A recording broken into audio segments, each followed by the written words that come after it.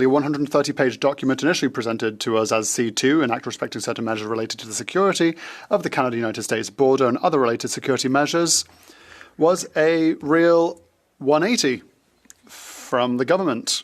I say this because, as you will all surely recall, in recent years, the Liberal government has failed to manage a number of border crises.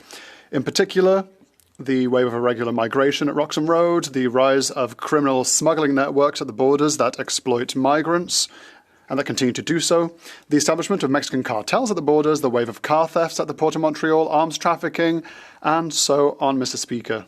A lot of cases with Bill C-12, formerly C-2. The Bloc Québécois believes that the government is taking a step in the right direction. However, in our opinion, there is still a major problem if this bill were to be passed. That is the lack of staffing at the CBSA and the lack of staffing at the RCMP. Let me take you back a few months, Mr. Speaker. In its election platform, the Liberal Party promised to hire 1,000 additional RCMP officers and 1,000 additional CBSA officers. And the hiring of 1,000 RCMP officers was included in a speech from the throne. However, the same cannot be said for the hiring of 1,000 CBSA officers.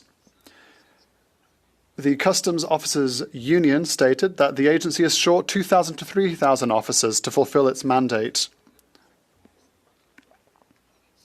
And although the government explained that its border plan, tabled in December 2024, would lead to the hiring of additional officers, you will agree with me, Mr. Speaker, no doubt, that we are still a long way from the staffing levels requested by the union and a long way from the number promised by the Liberals during the last election campaign. Another shattered promise. As a solution, the Bloc Québécois, like the Customs Officers Union, is asking Ottawa to allow the CBSA officers to patrol between border crossings.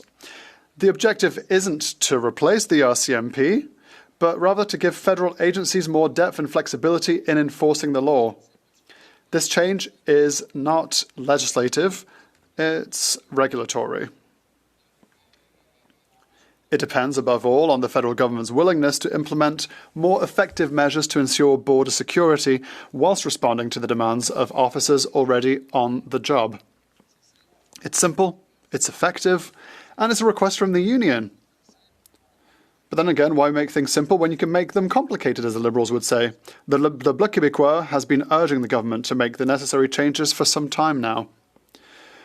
Overall, the Bloc Québécois is satisfied with the principle of Bill C-12 and welcomes the government's intention. The bill aims to address several issues that have been raised in recent months and years. The Bloc Québécois, just like Quebecers, remains firmly committed to welcoming people fleeing persecution and poverty. The main purpose of this bill is to ensure that the system for welcoming migrants is fairer and more efficient. To that end, I do commend the work of my colleagues who have worked tirelessly at committee, both at the Standing Committee on Immigration and at the Standing Committee on Public Safety. Mr. Speaker, a number of members of this House will surely have noticed, as I have, that the importance attached to parliamentary work and committee work since the beginning of the new Parliament seems to be of far too little interest to the Prime Minister of Canada. The new Prime Minister of Canada, who seems far too busy meeting with leaders of countries that I would describe as unsavory, to put it politely. China, Saudi Arabia. Honestly, Mr. Speaker.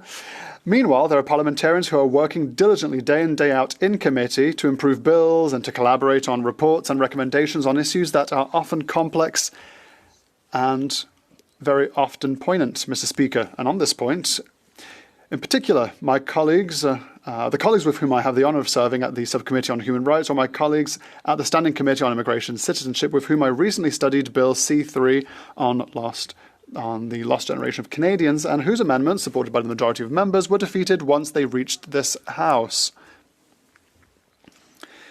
Today, I must reiterate the importance of the work carried out by parliamentarians at committee. I know how much rigour, precision, and above all, a willingness to collaborate and improve things this aspect of our work requires. Unfortunately, it is clear that this government does not seem to understand the full legislative scope or the sheer amount of work involved in sitting on a committee.